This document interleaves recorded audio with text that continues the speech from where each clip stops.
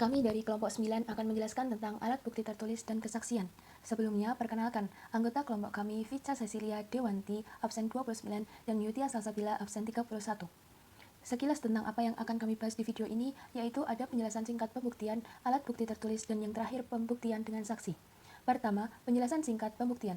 Pengertian pembuktian di sini menurut R. Subekti, yang dimaksud dengan pembuktian adalah proses membuktikan dan meyakinkan hakim tentang kebenaran dalil yang dikemukakan oleh para pihak dalam suatu persengketaan di muka persidangan.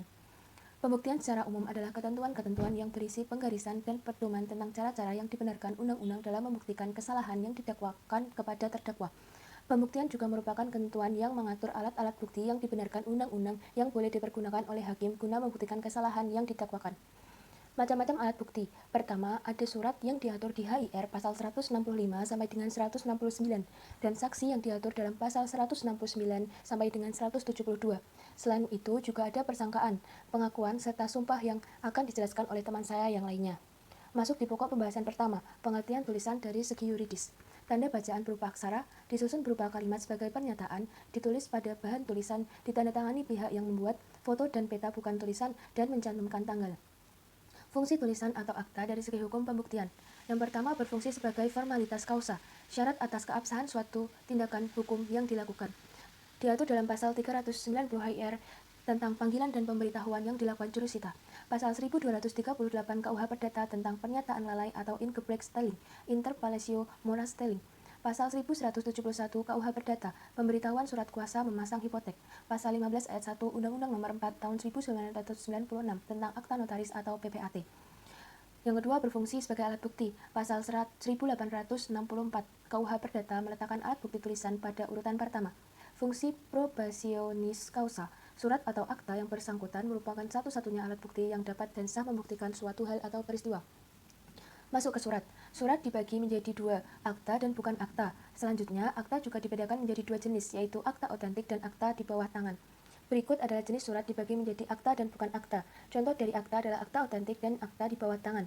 Dan pada bukan akta terdapat surat lain bukan akta, salinan, fotokopi, dan kutipan.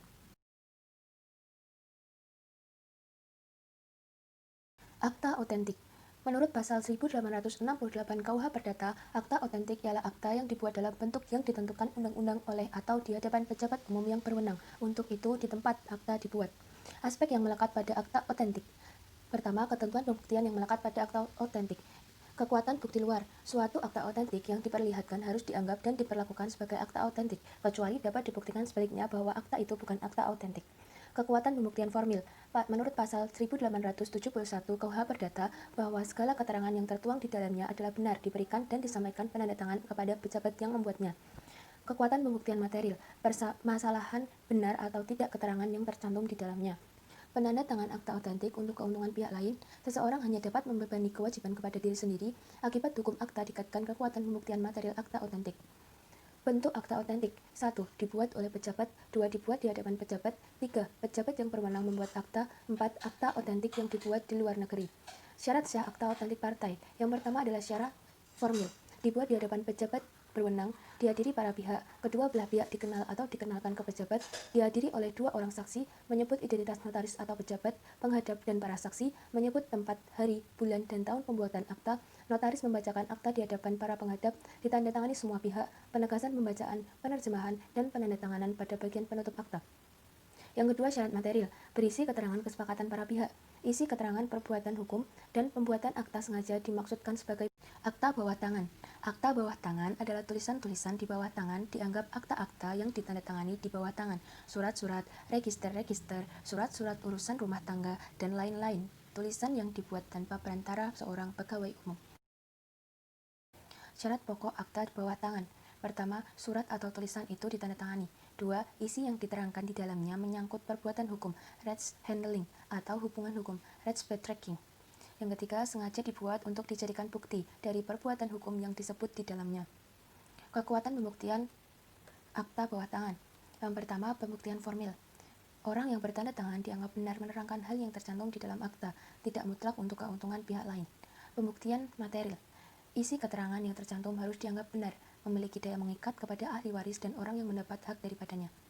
Kekuatan pembuktian akta bawah tangan tidak seluas dan setinggi akta otentik yang mempunyai 3 jenis daya pembuktian, di mana akta bawah tangan hanya memiliki kekuatan pembuktian formil dan material saja, sehingga mempunyai bobot atau kualitas pembuktian yang lebih rendah dibandingkan akta otentik.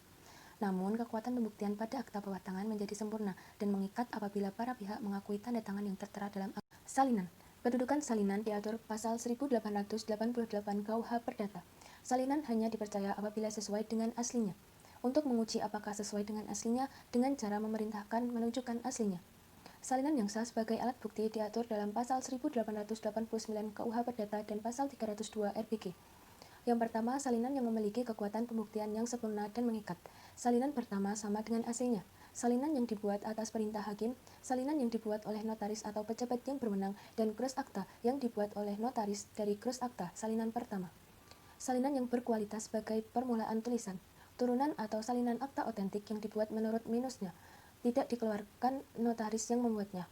Salinan yang sah dari salinan yang sah, salinan yang disangkal, pihak lawan membantah salinan, cara membuktikan persamaan salinan dengan aslinya, memperlihatkan dan menunjukkan aslinya di persidangan apabila aslinya masih ada, dan jika aslinya tidak ada dapat dipergunakan alat bukti lain. Daya kekuatan salinan sama persis dengan aslinya apabila memenuhi syarat-syarat. Kutipan diatur dalam pasal 1890 KUH Perdata, dan pasal 303 RBG. Pengambilan tertulis pada beberapa bagian dari akta aslinya. Kutipan yang diambil dari bagian tertentu dari akta aslinya harus persis kata demi kata. Kekuatan pembuktian kutipan. Sesuai pasal 1888 KUH Perdata, kekuatan pembuktian suatu akta melekat pada aslinya. Undang-undang sendiri tidak menentukan nilai kekuatan pembuktian kutipan. Asa di atas harus diterapkan pada kutipan. Kalau aslinya dapat ditunjukkan dan kalau ternyata isi kutipan sama dengan bagian yang dikutip dari aslinya, maka nilai kekuatan pembuktian kutipan sama dengan nilai kekuatan yang melekat pada aslinya. Fotokopi. Pengakuan keabsahan identiknya fotokopi dengan aslinya apabila para pihak mampu dan dapat menunjukkan aslinya di persidangan.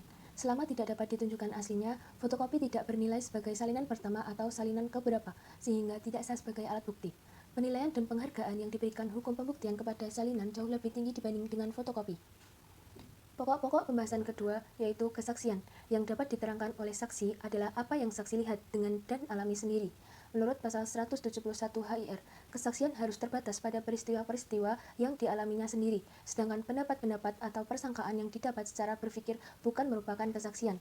Dalam pasal 169 HIR, keterangan seorang saksi saja dengan tidak ada sesuatu alat bukti lainnya tidak dapat dianggap sebagai bukti yang cukup. Unus testis, nullus testis, satu saksi bukan saksi. Pihak-pihak yang tidak dapat didengar sebagai saksi menurut pasal 145 HIR. Pihak-pihak yang dapat mengundurkan diri dalam memberikan kesaksian diatur dalam pasal 146 HIR. Saksi ahli diatur dalam pasal 154 HIR. Saksi ahli harus dibedakan dengan saksi biasa. Keterangan yang diberikan saksi ahli didasarkan bidang ilmu pengetahuan yang dimilikinya atau keahliannya.